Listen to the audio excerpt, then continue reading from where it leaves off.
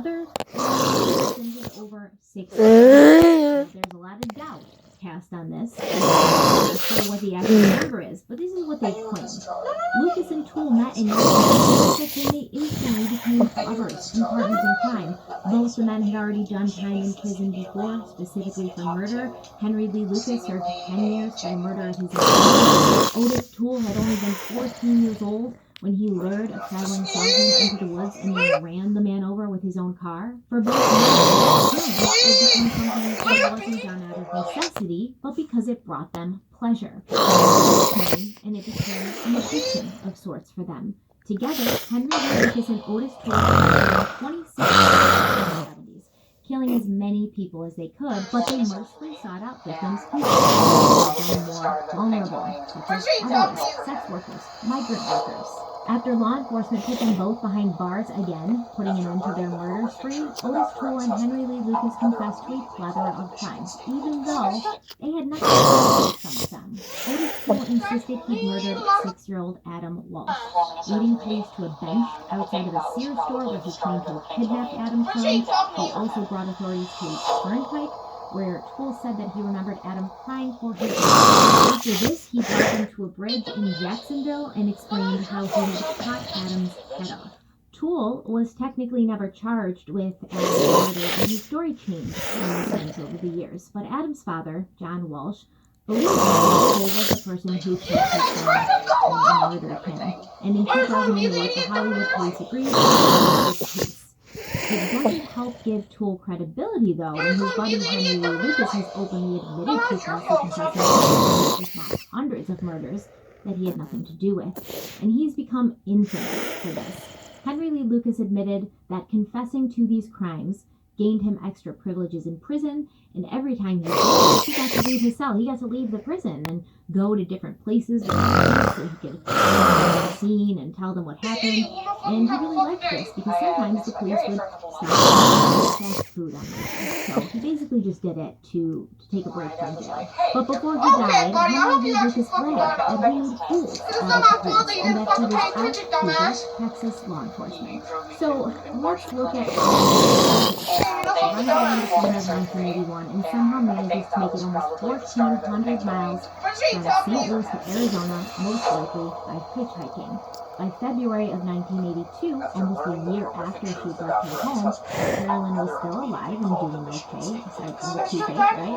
But we have no idea who she was with or what she'd been doing up until then. She must have gotten dental work done at some point since her teeth had been prepared for it. According to the American Association of Endodontists, most root canals can be done in 1 or 2 appointments. One is the procedure itself, where the infected pulp is removed. The second appointment is when the root canal gets sprayed with a crown or some other healing agent to preserve it from infection. So it looks like what happened here is Carolyn went to her first appointment and didn't make it back to the second. And as a result, her tooth cavity got infected, and it was very painful for her. Houseline.com says that after a root canal, you can wait 1 or 2 weeks before getting the crown. But anything after that, you're pushing it and you're running the risk of infection. How Carolyn was able to have the dental work done is confusing to me, especially because I would assume she didn't have health insurance. Maybe she didn't have the money to go back for the crown. Maybe the person who did the dental work was a friend of hers. Felt bad for bono. I have no idea. But I would be curious to know where she was staying and who she was staying with, and why these people have never come forward. Because I can't imagine she was just hitchhiking around the country for a year. She must have found herself someplace at some point for an time. So Carolyn is alive and well on February 2nd, when she got a ride from a college student. She's fine when Patty sees her in the diner, like I said, except for that toothache, and then she leaves the diner, and then only a mile away.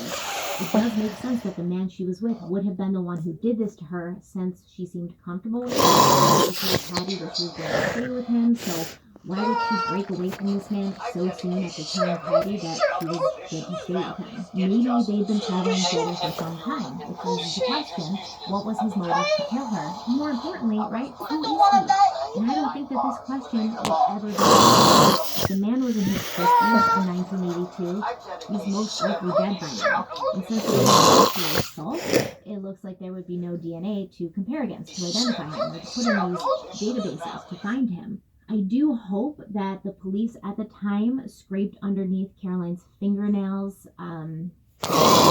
Becoming obvious, to see if there was signs of a struggle, to see if she'd gotten her attacker. And they may have gotten some.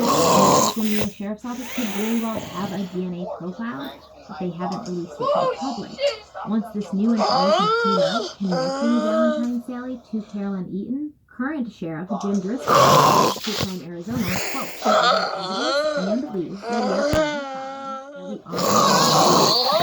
there's indications of things that we just aren't able to share, end quote. Jim Driscoll also told True Crime Arizona that there's a number that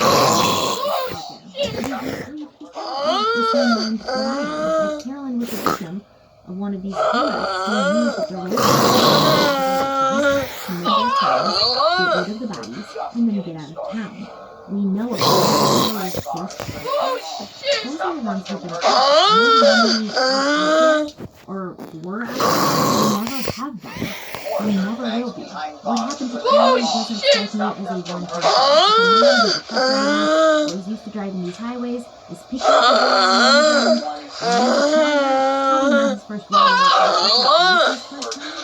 once he sees how easy it was to get away with it, he'll do it again. Because the victims are usually people who don't have anyone looking for them, and the perpetrator can easily vanish into the night.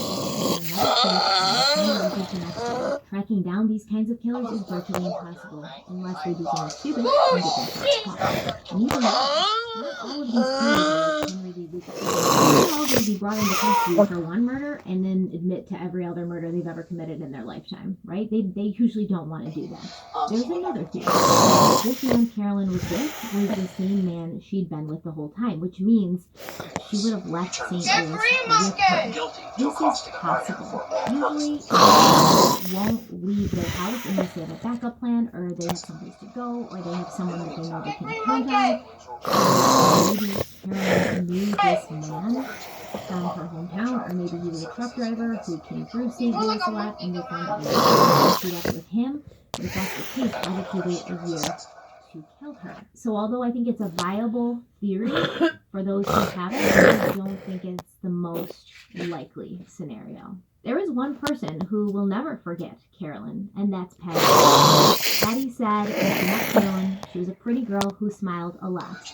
And she's always had this feeling that she could have done more to save Carolyn. It haunts her. Patty told True Crime Arizona, quote, I wasn't there long enough. I should have been there longer. I should have done more. What could I have done? What should I have done? And this is a common feeling to have. Obviously, it's a normal emotion. And I think that if she wasn't having that emotion, there would be an issue of empathy there. Because technically, Patty was the last person to stay there alive besides the person who killed her. So it's normal to have that feeling. But if you're watching this video, or if anybody's watching this who's been in a similar situation where you're living with this guilt, this survivor's guilt, it's not your fault. You didn't take this young girl's life. You did what you thought was right. You did more than a lot of people would do in the same situation. A lot of people, a young girl come in the middle of the night with an older man at a truck stop, and maybe think they're suspicious. People don't want to get involved. They don't want to, they just don't want to get involved. So you did more than most people would do, and there's nothing to feel guilty about this.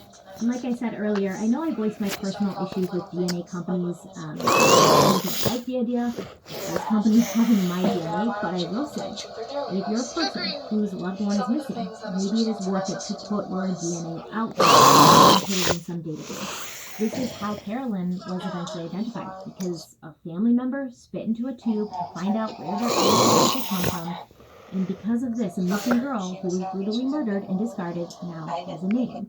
And that means something, even though it doesn't solve the case, even though we don't know what happened to her or who did it to her, she can be properly mourned. And when we talk about her case and we talk about her, we don't have to call her Valentine Sally. We can call her Eaton. So that was it for today's video. Let me know what you think about